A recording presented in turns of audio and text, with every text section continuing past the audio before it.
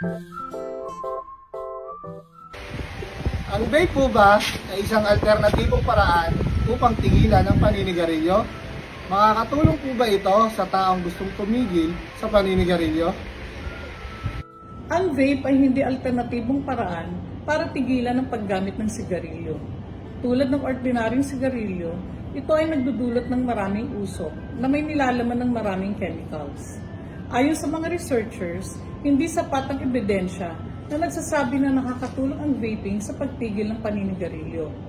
Sa katunayan, ay isang bagong pag-aaral na nagsasabi ang mga taong gumagamit ng vape ay itinuloy pa rin ang paninigarilyo kasabay ang paggamit ng vape. Ang vaping ay may mga side effect at mapanganib. Ipinapakita ng siyensya na hindi ito ligtas sa alternatibo sa paninigarilyo.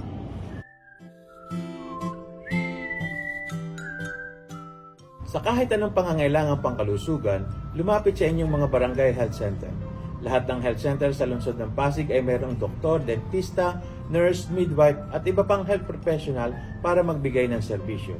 Ugaliin ang pagsangguni sa mga health professional at sa mga taong may kaalaman sa kalusugan. Huwag maniwala sa fake news at sasabi-sabi. Para sa mga impormasyong pangkalusugan, huwag mahihiyang magtanong kay Doc Pasigueño.